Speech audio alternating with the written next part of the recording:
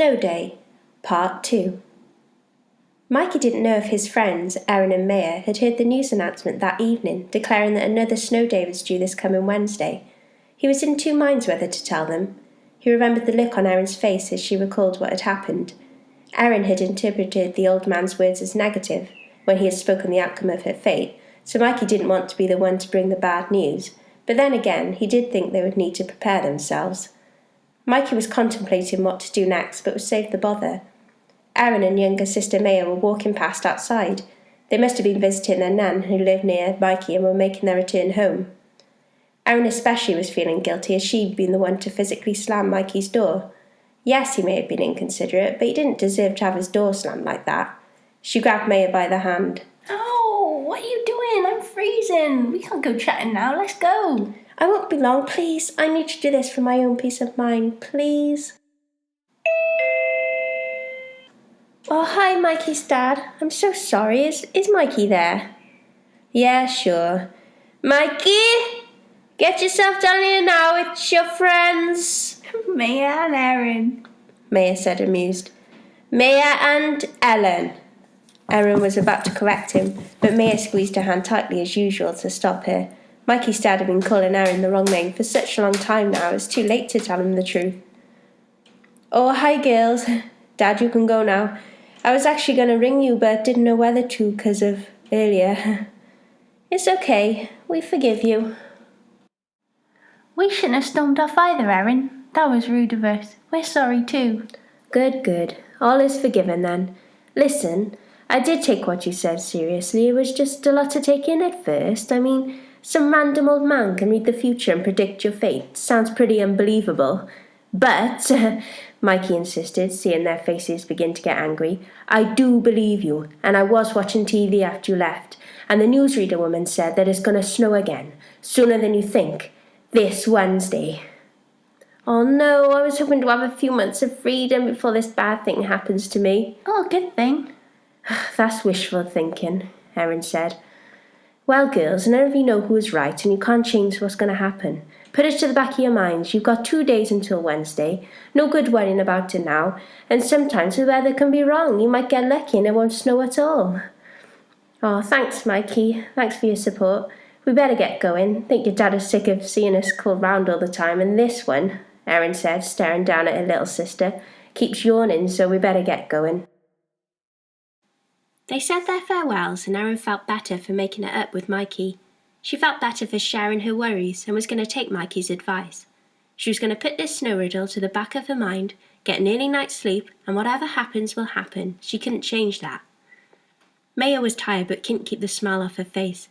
She didn't like to say, but she was looking forward to Wednesday. The sooner she went to bed, the closer Wednesday would come, and when she woke up, she'd be just that bit closer. Erin walked past her sister's bedroom and noticed her light by the bedside was still on. She quietly crept down and turned it off. She noticed as she knelt down, just before turning off the light, that her sister had a little smile on her face. Despite Mikey's positive words and her determination to forget the man in the snow, Erin couldn't sleep. She tried switching her mind off, but her mind drifted back to images of that day, of those powerful words. She couldn't shake the feeling of impending doom that came over her.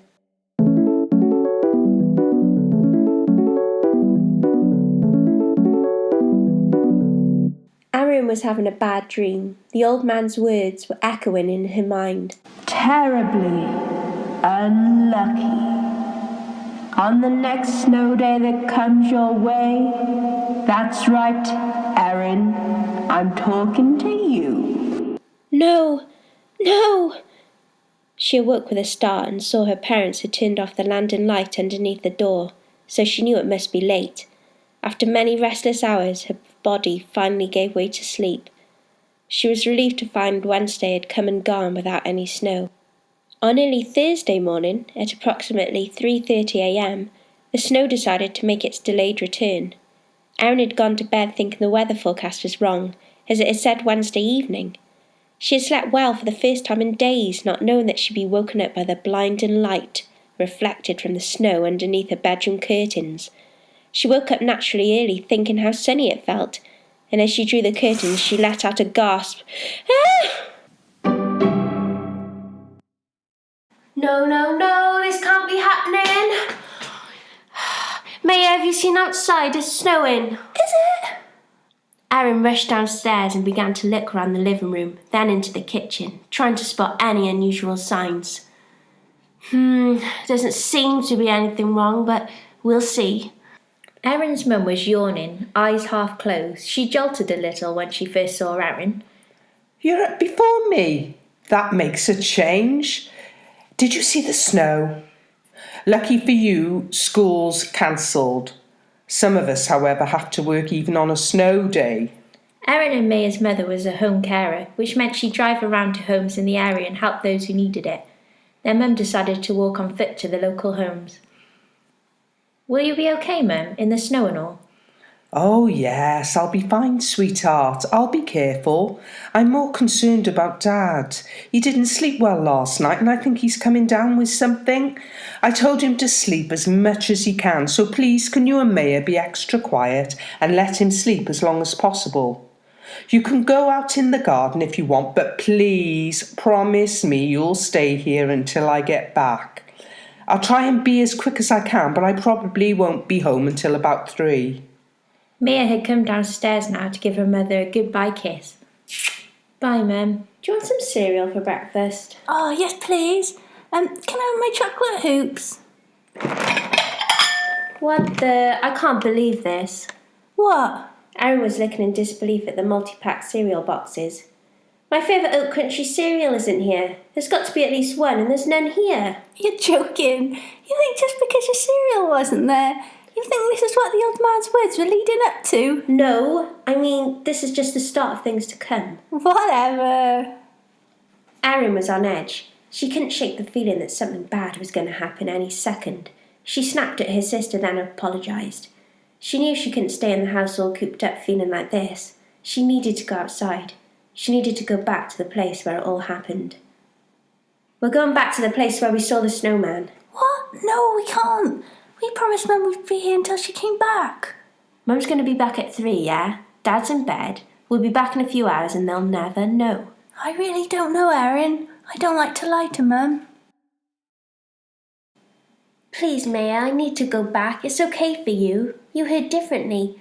But I know what I heard. If something bad's going to happen, I want to face it head on. After seeing the look of desperation on his sister's face, Maya felt she had no other choice but to comply. Fine, but you better bring us back before Mum comes. Deal. Maya jumped up and went straight to the garage to pick up both of their wellies.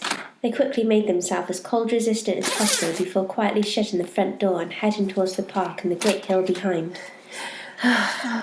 See? No old man, and nothing bad can happen because there's only a few people with their dogs. We should have brought Tubbs with us. I didn't like to. I thought you might get hurt. So you realise now how silly you've been? Hark at you, my little sister, telling me I've been silly. Erin playfully hit her sister on the arm, feeling relief wash over her. Ow! You little... Take that! Maya ran down to the forest to hide behind a tree, dodging the snowballs as they were thrown. Missed! Erin checked her rucksack next to the nearest tree and ran after her sister, smiling for the first time in days. Time passed quickly because they were having so much fun. Erin began to get concerned that she'd left her bag on its own and wanted to check the time on her phone. As they came out of the woods, they saw that the sky had turned from white to a dark grey colour. Oh my, didn't know it was that late. It's 4 o'clock. What? 15 missed calls. Mum, you better ring her back. Mum? Hello, Erin? Yeah, it's me. I cannot believe it. I've been worried sick. You promised you wouldn't go out. Your father woke up and didn't have any idea where you were, and he's too ill to be stressed out like that. It's getting dark now. Anything could have happened. Get home, now. She hung up on me. Was she okay with us going out? Not really. The shouting continued at home, and Erin felt it unfair that she should bear the brunt of the telling off. Why don't you shout at Maya? She came too. Because she's younger, and I know how stubborn you can be when you want something. Erin marched outside the back door. She noticed her trainers had been left outside, and fresh snowfall was dropping into them. She grabbed them to bring them into the garage to dry them off a bit before bringing them inside. Erin looked at the door to the garage. It was already open. Oops, forgot to lock it. Snow day. End of part 2.